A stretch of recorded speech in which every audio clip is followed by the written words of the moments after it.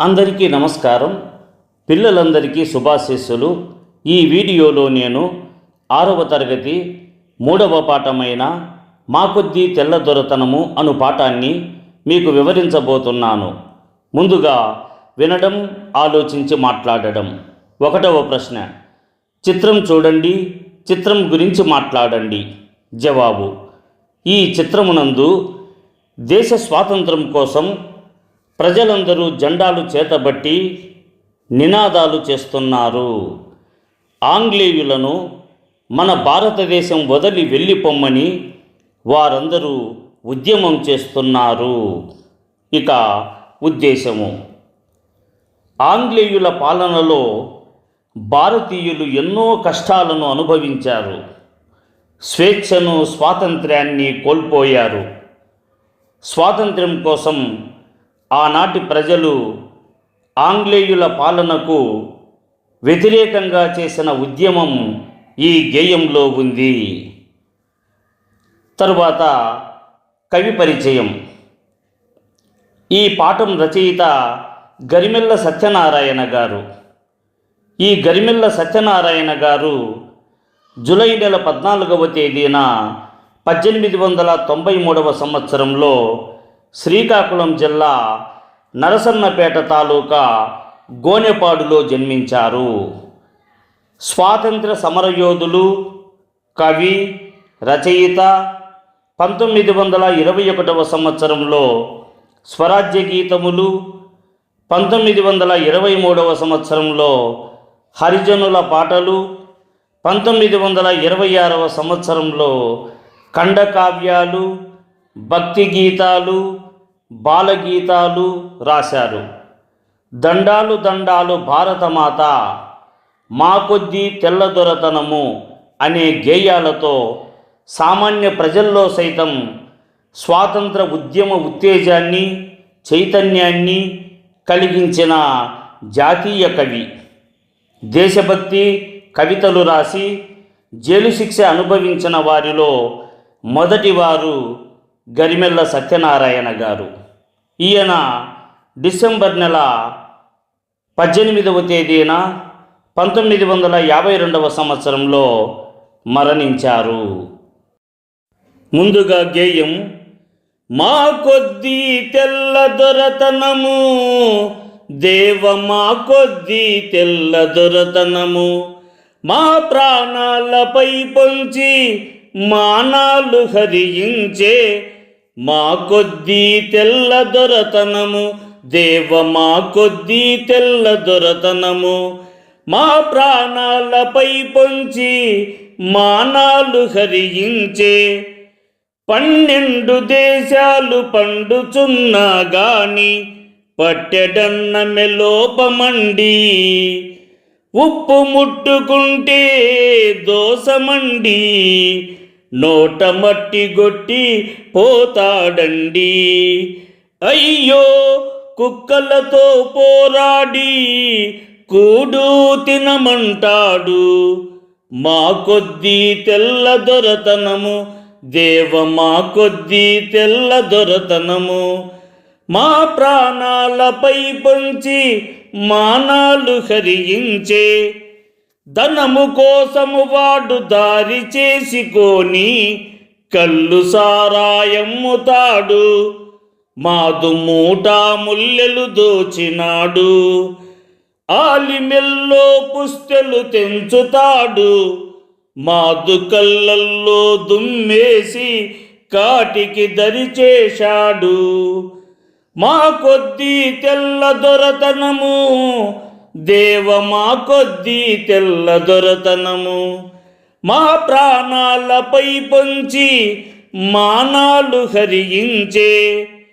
గాంధీ టోపీ పెట్టి పాఠశాలకు బోవా రావద్దు రావద్దంటాడు, రాట్నం బడిలో పెట్టవద్దంటాడు, టోపీ తీసి వీపులు బాదుతాడు, అయ్యో రాజద్రోహమంతా రాట్నంలో ఉన్నదంట, మా కొద్దీ తెల్లదొరతనము, దేవ మా కొద్దీ తెల్లదొరతనము, మా ప్రాణాలపై పొంచి మానాలు హరించే 144 నోటికి తగిలించి మాటలాడవద్దంటాడు, మమ్ము పాట పాడవద్దంటాడు, తనను దాటి వెళ్ళవద్దంటాడు.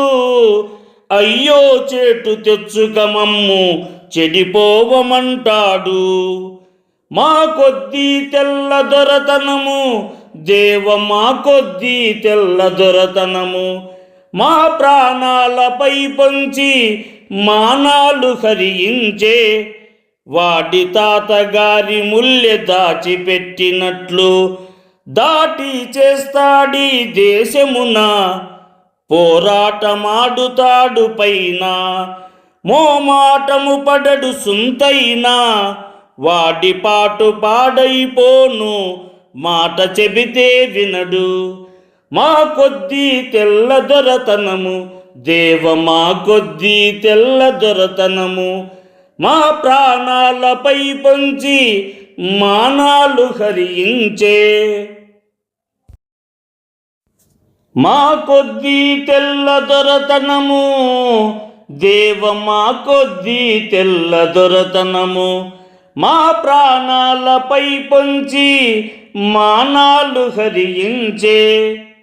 ఇక ముఖ్యమైన పదాలకు అర్థాలు. తెల్ల దొరతనం, తెల్లవారి పరిపాలన లేదా బ్రిటిష్ వారి పరిపాలన.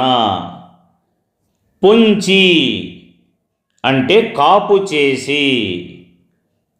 మానాలు గౌరవాలు.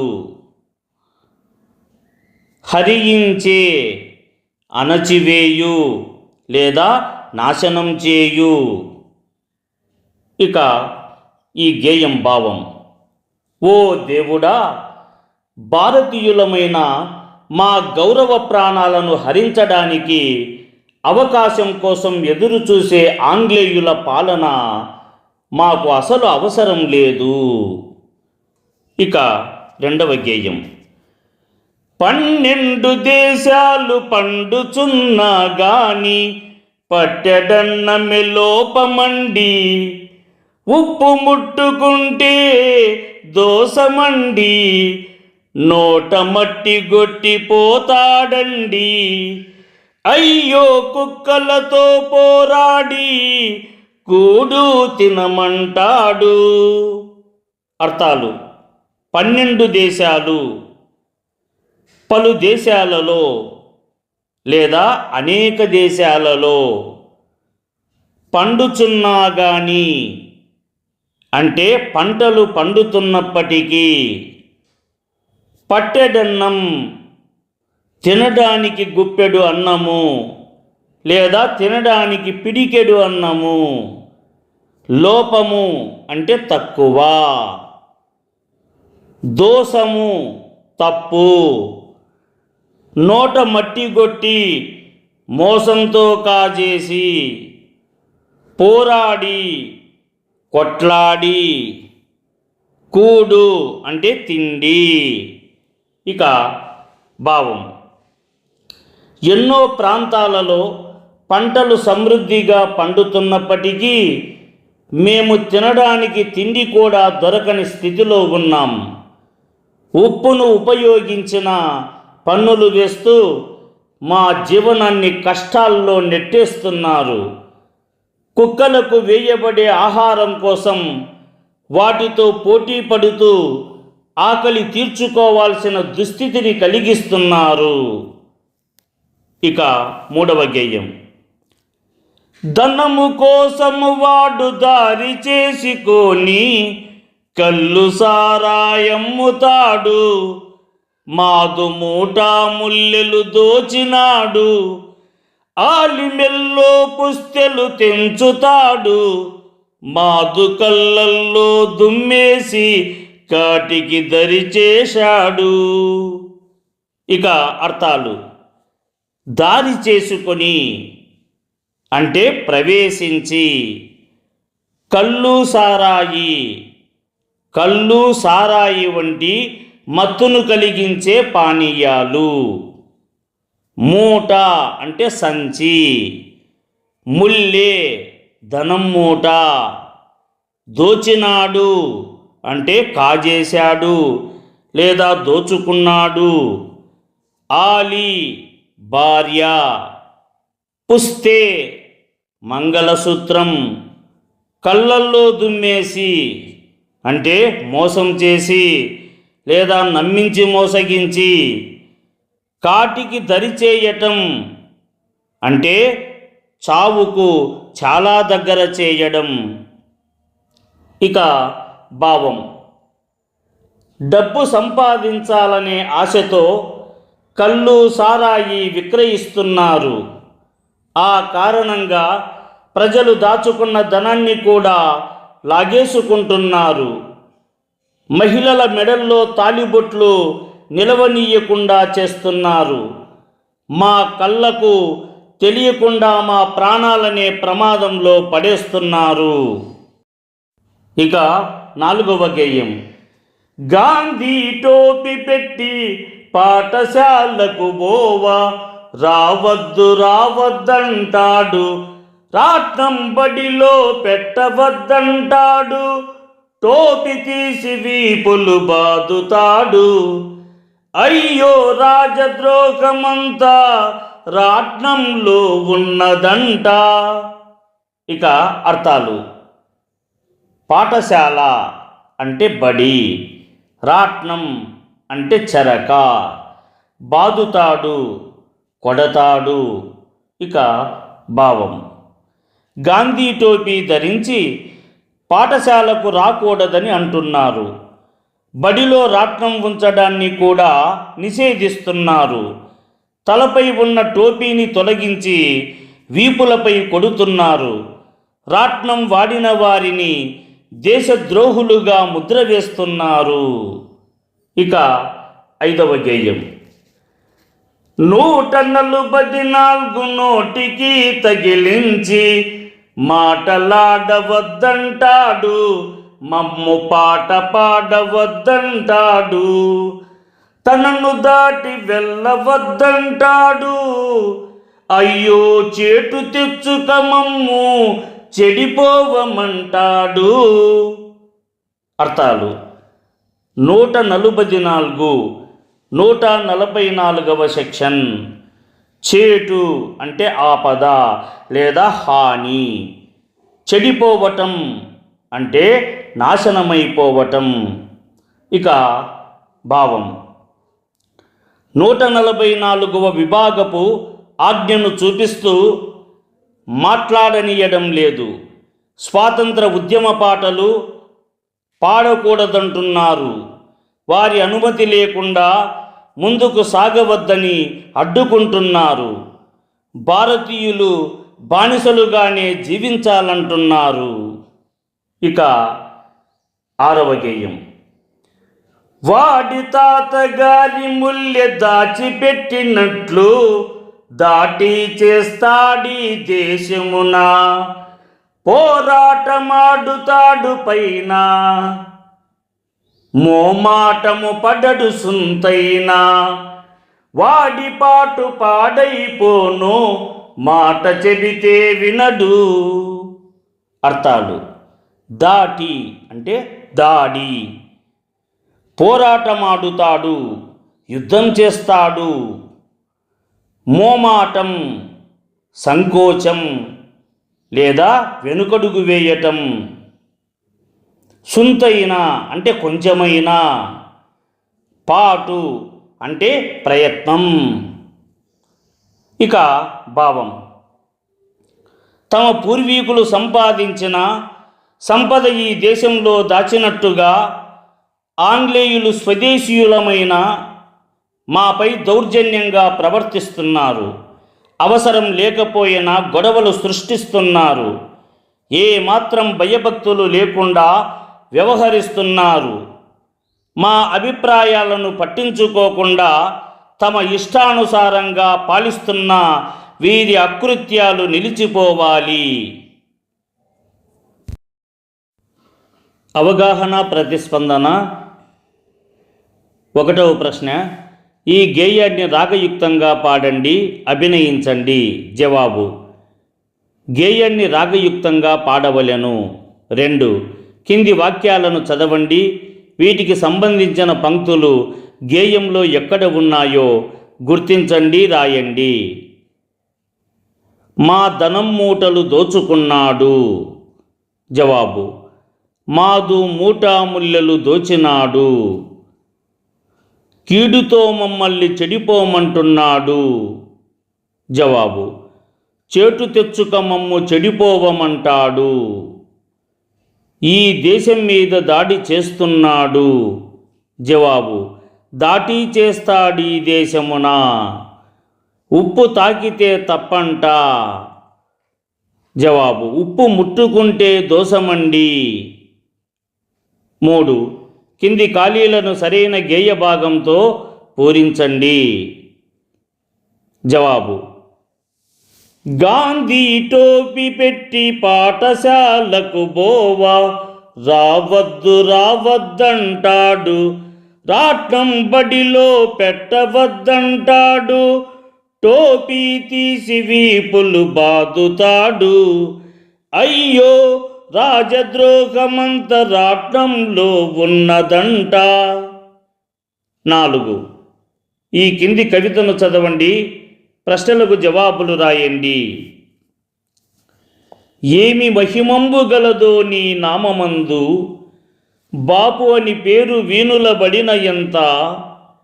నిలువునను నాదు మేనెల్ల పులకరించు, జల్లుమని నాదు హృదయంబు జలధరించు. సర్వసారస్వత ప్రపంచంబునందు గాంధీ అనియడి వర్ణయుగంబుతోడా, సాటి వచ్చడు వేరొక్క మాట గలదే. ప్రశ్నలు: ఎవరి నామం వినడం వలన మేను పులకరిస్తుందని కవి అంటున్నారు? జవాబు: బాపు అనే పేరు వినడం వలన మేను పులకరిస్తుంది. ఇక ఈ కవిత ఎవరిని గురించి తెలుపుతుంది? జవాబు: మహాత్మా గాంధీని గురించి తెలుపుతుంది.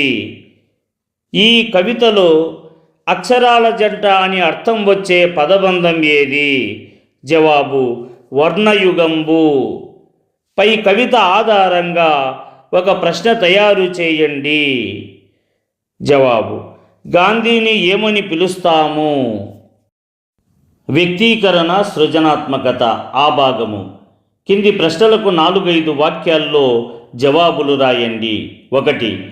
భారతీయులు పట్టెడన్నం కోసం ఎటువంటి పాట్లు పడ్డారు?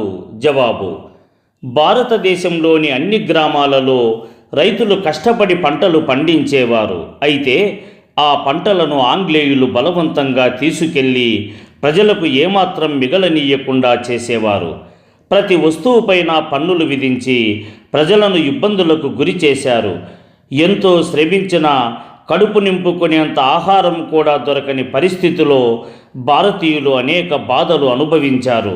చివరకు చెత్త కుప్పల దగ్గర కుక్కలతో పోటీ పడుతూ మెతుకులు ఏరుకునే దయనీయ స్థితికి భారతీయులను ఆంగ్లేయులు నెట్టివేశారు.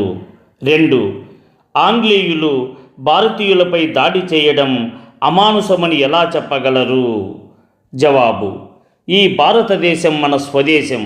ఆంగ్లేయులు మొదట వ్యాపారం చేయడానికి ఇక్కడికి వచ్చారు. కానీ తర్వాత నెమ్మదిగా మన పూర్వీకులు నిర్మించుకున్న రాజ్యాన్ని ఆక్రమించి భారతీయులపై అధికారం చెలాయిస్తూ పాలన సాగించారు. ప్రజలను అనేక విధాలుగా హింసించి వారి శ్రమ ఫలాన్ని దోచుకొని కుక్కల కంటే తక్కువగా చూశారు. చొక్కాలు విప్పించి కొట్టేవారు. ఎవరు ఎదురు మాట్లాడినా వారిపై రాజద్రోహం మోపి శిక్షలు విధించేవారు. ప్రతి వస్తువుపైన పన్నులు వేసి బలవంతంగా వసూలు చేసేవారు. భారతీయులను బానిసల్లా జీవించమని బలవంతం చేశారు. ఇలాంటి క్రూరత్వానికి మించిన అమానుషం మరొకటి ఉండదు. 3. బడిలో చదువుకున్న ఆనాటి పిల్లల పరిస్థితి ఎలా ఉండేది? ఈనాటి పరిస్థితి ఎలా ఉంది? మీరు గమనించిన తేడాలు ఏమిటి? జవాబు: ఆ కాలంలో ఆంగ్లేయులు భారతీయ పిల్లలకు స్వేచ్ఛగా విద్యాభ్యాసం చేసే అవకాశం ఇవ్వలేదు.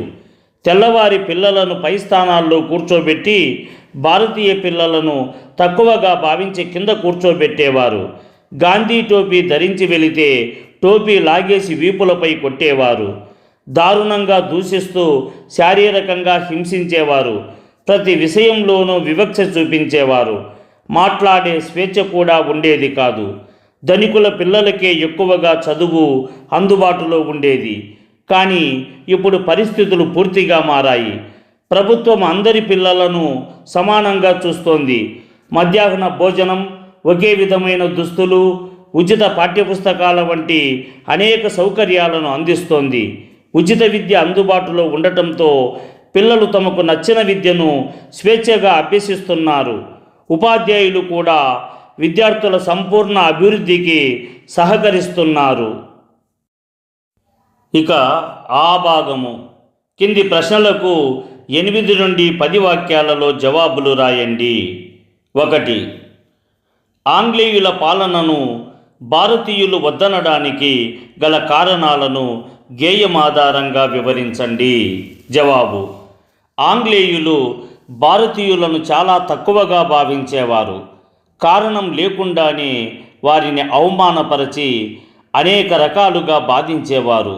భారతీయులు ఎంత కష్టపడి పంటలు పండించినా వాటిని ఆంగ్లేయులే స్వాధీనం చేసుకొని తినడానికి సరిపడా ఆహారము మిగలనివ్వరు. అంతేకాకుండా కుక్కలతో కలిసి భోజనం చేయమని అవహేళన చేసేవారు.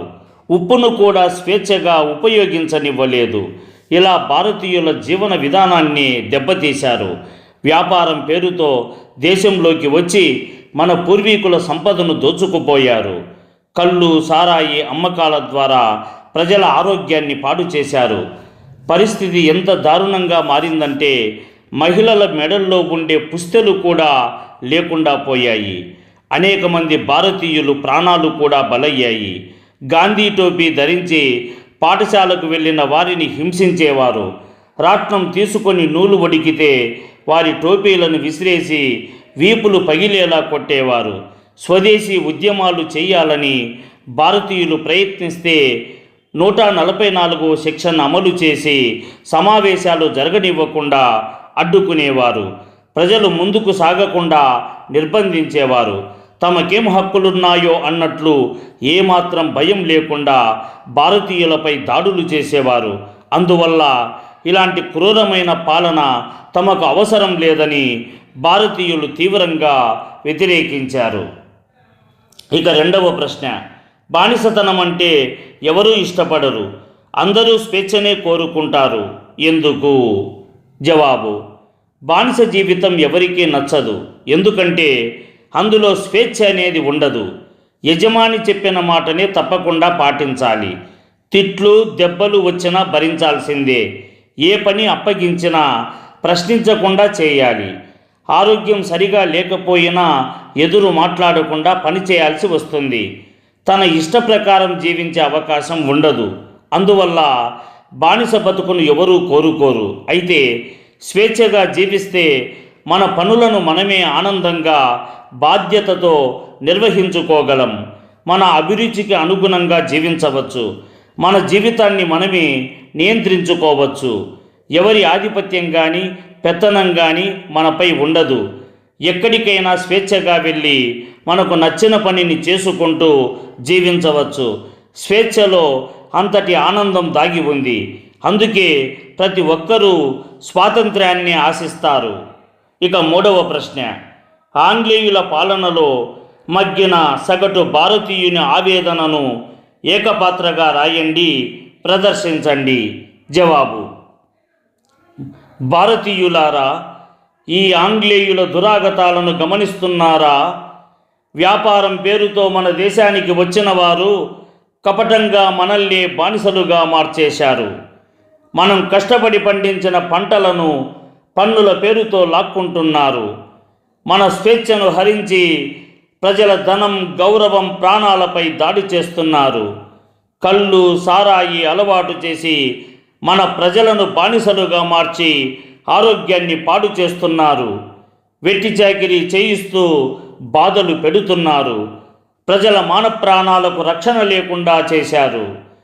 స్వాతంత్ర పోరాటంలో పాల్గొంటున్న నాయకులను దొంగలు, రాజద్రోహులు అని అపవాదు మోపి జైళ్లలో పెట్టి తీవ్రమైన హింసలకు గురి చేస్తున్నారు. భారతీయులారా, ఇప్పటికైనా మనం చైతన్యవంతులమవుదాం. అలల వలె ఒక్కటై లేచి ఆంగ్లేయుల క్రూర పాలన నుంచి భరతమాతను విముక్తి చేద్దాం. రండి, స్వాతంత్ర ఉద్యమంలో భాగస్వాములవ్వండి. ఇక భాషాంశాలు. ఆ భాగము. కింది వాక్యాల్లో గీత గీసిన పదాలకు అర్థాలు రాయండి. వాటితో సొంత వాక్యాలు రాయండి. ఉదాహరణ: విదేశీయుల దొరతనంలో స్వేచ్ఛ ఉండదు. దొరతనం పాలన. శ్రీరాముని పాలనలో అయోధ్య ప్రజలు సుఖశాంతులతో వర్ధిల్లారు. 1. కూడులేని పేదలను ఆదరించాలి. కూడు తిండి. వాక్యం: తిండి లేనిదే జీవితం కొనసాగదు. 2. సొంత లాభం సొంతైనా మానుకొని పొరుగువారికి తోడుపడాలి. లాభం అదనం.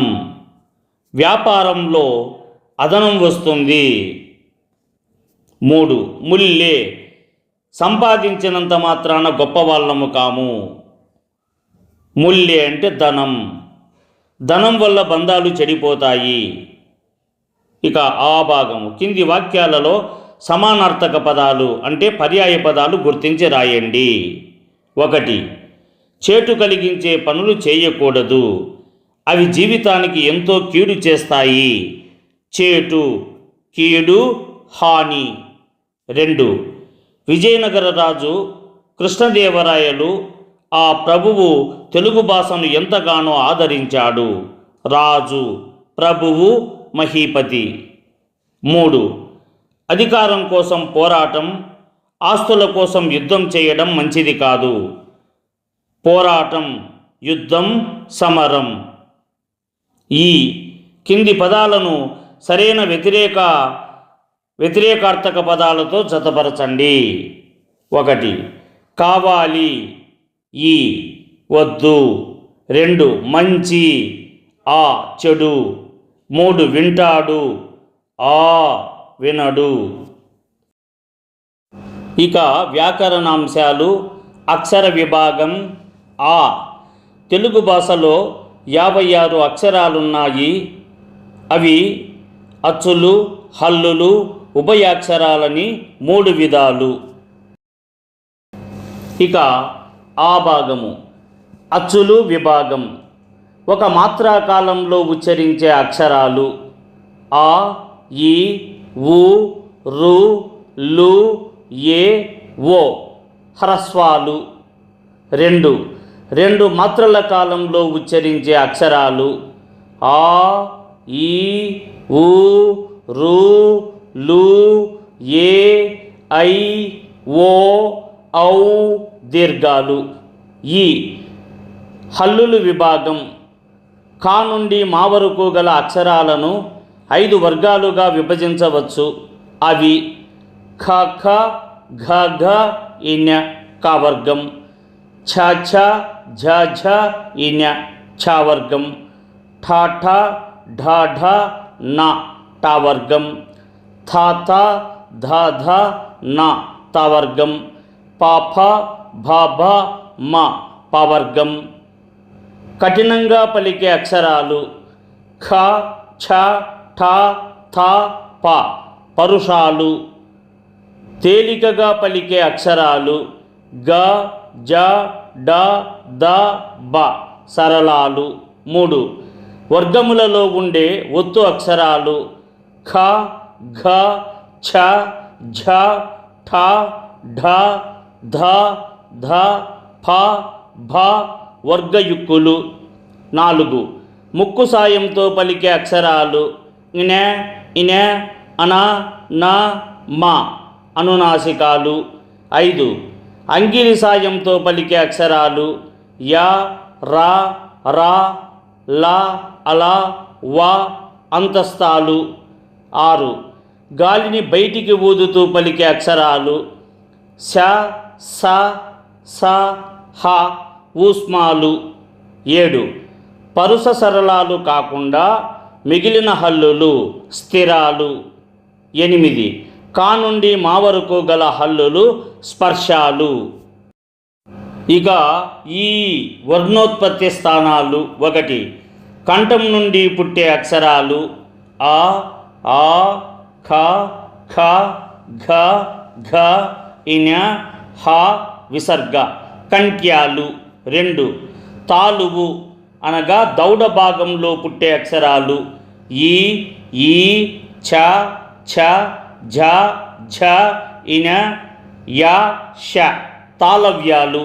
3 నాలుకతో గట్టిగా అంగిలిని తాకుతూ పలికే అక్షరాలు రు, రు, ఠ, ఠ, డ, ఢ, అణ, రా, ష మూర్ధన్యాలు.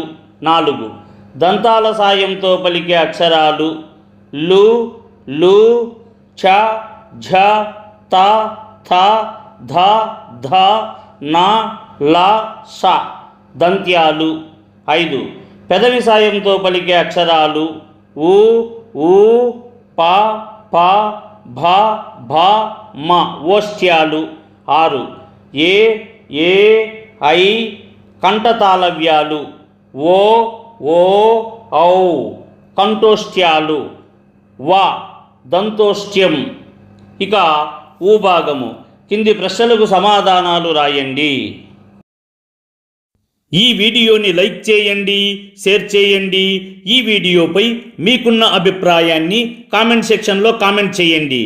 ఈ వీడియో చూసిన సాహితీ ప్రియులందరికీ నా హృదయపూర్వక ధన్యవాదములు.